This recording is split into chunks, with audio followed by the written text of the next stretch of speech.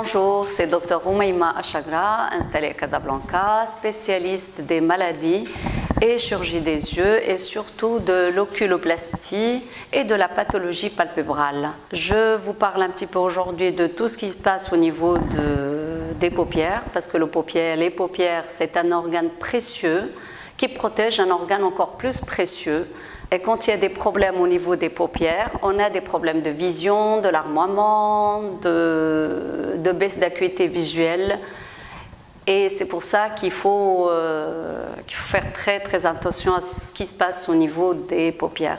Donc au niveau pathologique, on a ce qu'on appelle les entropions et les ectropions, c'est-à-dire des cils qui rentrent à l'intérieur de l'œil et qui frottent contre la conjonctive et la cornée. Et des ectropions, c'est la paupière qui tire vers l'extérieur et l'œil n'est plus protégé.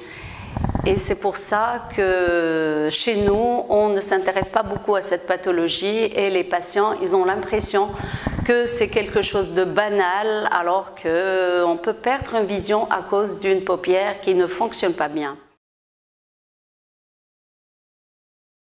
Chez les enfants, par contre, il y a des enfants qui naissent avec une baisse, ce qu'on appelle un ptosis, soit congénitale, soit qui apparaît un petit peu plus tard. Mais pour un ptosis congénital, il faut opérer si la pupille n'est pas dégagée le plus tôt possible. Sinon, la fonction de l'œil est complètement perdue. Si on ne le rattrape pas, l'œil ne voit plus. Au-delà, si la pupille est dégagée, ça peut attendre l'âge de 5 ans pour se faire opérer, le temps que le visage soit un petit peu plus développé.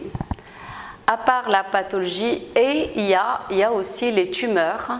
On ne se rend pas compte, ça peut être juste une petite verrue, un chalazion, un petit point noir, et malheureusement, ça peut être une lésion cancéreuse qu'il faut biopsie, qu'il faut prendre en charge le plus rapidement possible parce que c'est un petit organe et dès que la tumeur est beaucoup plus grande, on a un mal fou à la réparer. Et c'est un autre volet de la pathologie palpébrale. Maintenant, on va parler un petit peu du volet esthétique, tout ce qui est oculoplastie et esthétique du regard. Donc il y a ce qu'on appelle les blépharochalasis, c'est quand on a un excès de peau au niveau de la paupière supérieure.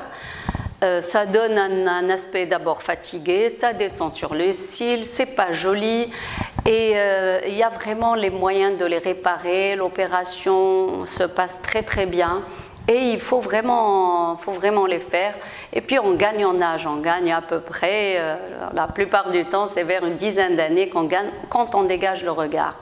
Il y a au niveau des paupières inférieures, il y a les poches. Alors les poches, c'est le grand problème et qui a une solution et ça se passe très bien, les opérations, que ce soit chez les jeunes, parce qu'il y a plein de jeunes qui ont ce qu'on appelle des poches héréditaires.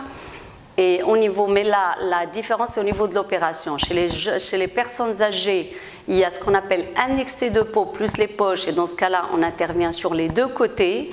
On enlève les poches et en même temps, on enlève cet excès cutané, tout ce qui est ride. On fait presque un petit lifting au niveau de la paupière inférieure. Alors que chez les jeunes, on peut intervenir par ce qu'on appelle une voie conjonctivale. Et on enlève les poches et c'est comme si on n'a rien fait. Ce sont des opérations qui sont maintenant très bien faites, très bien codées et ça se passe très bien. La plupart des opérations se passent sous anesthésie locale. Par contre, il faut que le patient soit demandeur, il faut que le patient soit sûr de lui.